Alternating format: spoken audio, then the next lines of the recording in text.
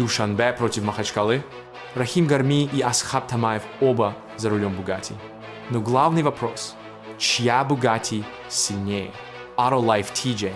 Давайте разберемся. Бугатти Рахима Гарми. Бугатти Рахима Гарми – настоящая гордость Таджикистана. Это не просто машина. Это инженерный шедевр и символ успеха. 1500 лошадиных сил. 8.0-литровый 16 квад турбо. Разгон до стока всего 2-5 секунды. Максимальная скорость 420 км/ч. Каждый, кто видит эту Бугатти в Душанбе, понимает. Это автомобиль не для всех, а для избранных. Бугатти Асхаба Тамаева. И has dirt in tank. Асхаб Тамаев тоже не остался в стороне.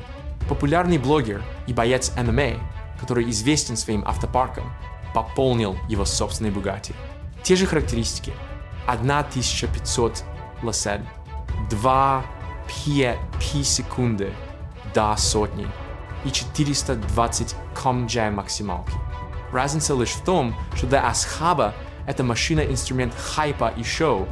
Каждая поездка превращается в контент для миллионов его подписчиков. Сравнение двух Бугатти. Сами машины одинаковые, но их владельцы абсолютно разные. Рахим спокойный и статусный. Его Бугатти – это престиж и сила. Асхаб громкий и харизматичный. Его Бугатти – это хайп и лайки. Вопрос только один. Кто из них сможет лучше показать мощь Бугатти на дороге?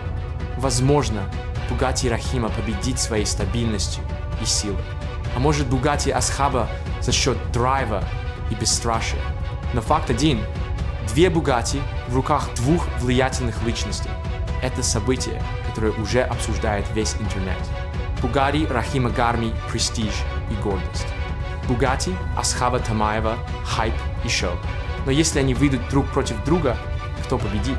Autolife TJ спрашивает. Пишите в комментариях, Бугатти Рахима или Бугатти Асхаба. Ставьте лайк, если хотите увидеть их настоящую гонку.